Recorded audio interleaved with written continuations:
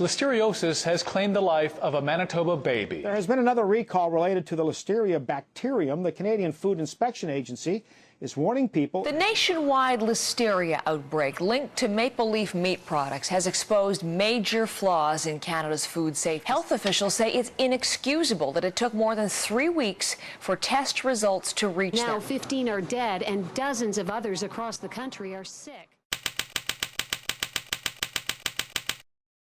Could the Listeria contamination at Maple Leaf Foods have been picked up earlier? Could deaths have been prevented? It's important to note that this is an example of where our surveillance system worked. If I was a family member of one of the deceased, I would certainly not think that the surveillance system is working great. What should have happened is whenever you have suspicions of Listeria, that in and of itself is not uncommon. What is uncommon is to have clusters of the germ, suggesting that you could have an outbreak in 1 or 2 or maybe even 3 nursing homes. At that point, what should have happened was there should have been a signal, a red flag. There should have been word put out to the nursing homes, to public health officials, that there's something could be up. That didn't happen. Second delay came in that once the provincial lab suspected that there might be a link, they should have been able to do that testing right away. It's called fingerprinting. Instead, protocol dictated that they send those tests, or they send that request rather, to the National Microbiology Lab in Winnipeg to do the test. And so that resulted in further delay. An editorial in this week's Canadian Medical Association Journal is criticizing government policy on meat inspections. The government has ordered an independent investigation into what triggered the deadly listeriosis outbreak. But the editorial is quite clear, saying the current government policies contributed to the unraveling of public health safeguards.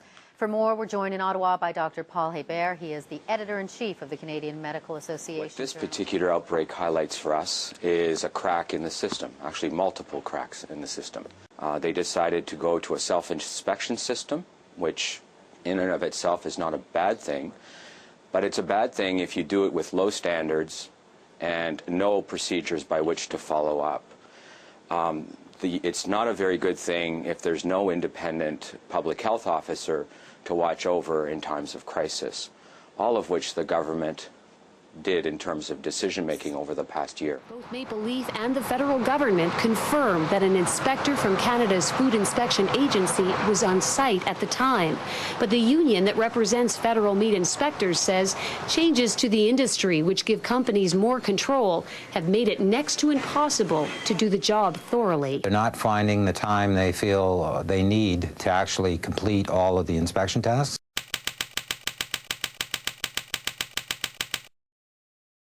You have faced criticism for not being here during the listeriosis outbreak. Well, that's actually not true. Tony Clement is in Denver attending the Democratic National Convention. Now, Mr. Clement, I have to start by asking, why are you at the Democratic National Convention when we have what's being called a health crisis here at home? Were you not in the U.S. at the time? No, at the time.